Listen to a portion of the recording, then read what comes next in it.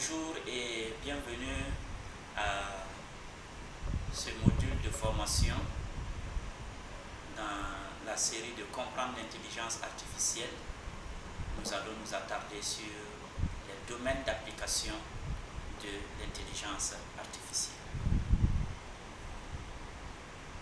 Il faut dire que l'intelligence artificielle s'impose aujourd'hui comme un levier majeur de transformation dans presque tous les secteurs d'activité.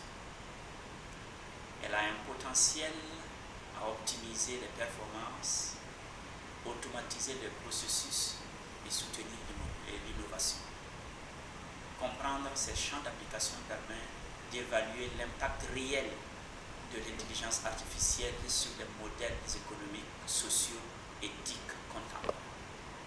Donc nous allons nous attarder sur quelques domaines et voici les 7 domaines que nous allons aborder. Il s'agit de la santé et de la médecine, de l'éducation et de la formation, de l'agriculture et de l'environnement, des finances et du commerce, le transport et la logistique, la sécurité et la défense, et enfin le domaine de la communication et des médias. Dans le domaine de la santé, qu'est-ce que l'intelligence artificielle peut nous aider? C'est d'abord dans le diagnostic médical assisté. Il y a des intelligences artificielles qui aident à détecter, par exemple, le cancer ou les maladies rares en analysant des milliers de dossiers, par exemple. Il y a le domaine de la radiologie. Google DeepMind peut lire des radios, des IRM, des quantités et plus vite que les humains. Et cela peut être utile pour les dépistages précoces. Nous avons aussi la chirurgie assistée par robots. Nous avons des robots qui, aujourd'hui, grâce à leur précision, permettent de faire des opérations très précises avec des résultats satisfaisants. On peut également utiliser l'intelligence artificielle dans le domaine de la gestion des stocks de médicaments et cela va contribuer également à améliorer l'accès aux soins. Il y a vraiment beaucoup de domaines dans le domaine de la santé, beaucoup d'aspects plutôt dans le domaine de la santé où l'intelligence artificielle apporte aujourd'hui une valeur ajoutée. Le deuxième domaine, c'est le domaine de la formation. Et là, nous avons les tuteurs intelligents comme ChatGPT à qui vous pouvez poser des questions qui peuvent vous aider à écrire des devoirs, à trouver des idées. Donc, cela vraiment est utile pour la formation et l'éducation. Nous avons Socratique de Google qui permet d'expliquer, par exemple, un exercice mathématique à partir de la photo de l'exercice que vous avez pris et que vous lui avez donné. Nous avons Grammarly qui va corriger l'anglais ou le français, en général c'est beaucoup plus l'anglais, en direct, ou bien faire une correction du texte que tu as écrit, que tu soumets, et il va t'aider avec les explications et les corrections grammaticales et autres. Nous avons également Khan Academy qui va expliquer plusieurs domaines dans les maths, les sciences, etc., qui agit comme un professeur en intelligence artificielle pour aider les apprenants.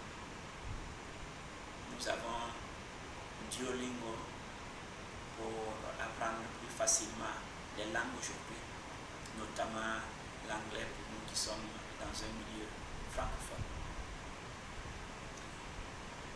Et également, toujours dans l'éducation et la formation, les intelligences artificielles peuvent nous aider à générer automatiquement des contenus pour des cours, des quiz pour les tests à partir de facilement avec ces outils-là créer soit des contenus de formation ou soit accompagner, se former soi-même ou accompagner d'autres personnes à se former grâce à l'intelligence artificielle. Troisième domaine, c'est le domaine de l'agriculture et de l'environnement. Dans le domaine de l'agriculture, l'intelligence artificielle va nous aider à faire l'agriculture de précision. Des intelligences artificielles comme Plantix vont nous aider à identifier les maladies des plantes simplement par une photo qu'on lui donne, ou Prospera qui va nous faire le suivi des cultures, qui va nous permettre de suivre l'évolution des cultures du début jusqu'à la fin. Il y a également un aspect important qui est les prévisions climatiques avec les météos avancées. Donc, on a des outils d'intelligence artificielle comme Water AI de IBM qui va avoir des prévisions météo très avancées avec beaucoup plus de précision. Et il y a d'autres domaines dans l'agriculture comme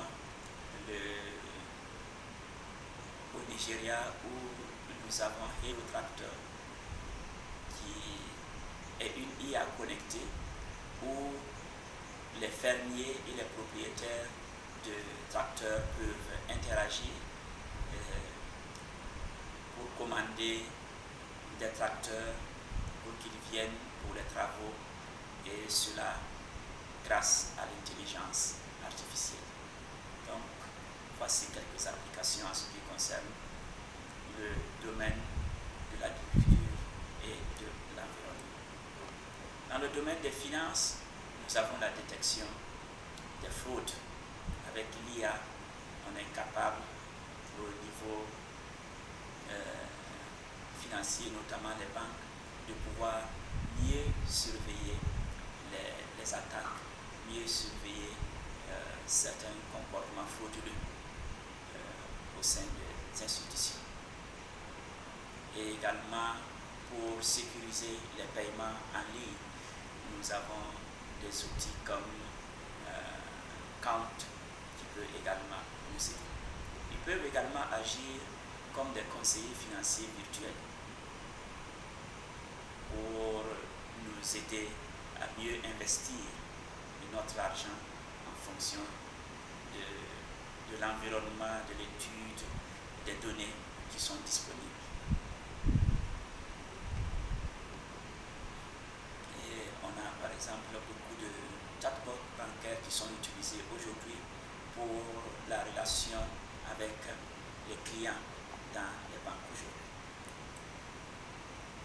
Dans le domaine du transport et de la logistique, nous avons les véhicules autonomes ou semi-autonomes. Les cas que nous connaissons, c'est bien Tesla, où on a des véhicules qui sont pratiquement, je dirais, semi-autonomes, puisque la conduite est assistée par les intelligences artificielles. Et il y en a même aujourd'hui qui sont entièrement autonomes, comme Waymo de Google, où il n'y a même pas de chauffeur et le véhicule peut aller d'un point A à un point B tout en évitant les obstacles et en respectant le code de la route. Il y a aussi l'optimisation logistique. Donc, Clear Metal, par exemple, peut aider dans le domaine, dans toute la chaîne de supply. Et nous avons la gestion des risques logistiques avec un outil comme DHL Résilience 360 qui permet de pouvoir gérer tous ces aspects-là. Donc nous avons des plateformes qui également permettent de faciliter le transport des marchandises comme Kobo 360 au Nigeria, en Afrique ici, qui sont des cas d'application de l'intelligence artificielle. Dans le domaine de la défense et de la sécurité, nous avons la surveillance intelligente. Là, c'est l'analyse automatique des vidéos pour permettre la détection de comportements suspects, des outils comme BriefCam. Nous avons également Face++, qui permet la reconnaissance faciale, donc, qui peut être utilisé pour la sécurité publique, notamment dans les aéroports. On a la cybersécurité, donc on a des outils qui font la veille contre les cyberattaques et des outils qui permettent de détecter les failles en temps réel, donc en matière de cybersécurité. Et pour la reconnaissance faciale, beaucoup d'aéroports déjà l'utilisent, notamment en Afrique. Nous avons l'Afrique du Sud qui est un cas concret. Et enfin, nous avons le domaine de la communication et des médias. Et là, nous avons essentiellement la création de contenu qui est très utilisé actuellement avec les outils comme ChatGPT, Gemini, Claude, etc. pour la génération de textes. Nous avons des outils comme Sora, comme VO3, etc. qui nous permettent de générer des vidéos vraiment réalistes. On a beaucoup d'outils dans le domaine des designs assistés par ordinateur. C'est le cas de Canva AI qui est parmi les plus populaires que nous pouvons utiliser. En matière de traduction et de sous-titrage, nous avons DeepL Traduction qui est de haute qualité actuellement. Auteur AI également qui permet la transcription des réunions.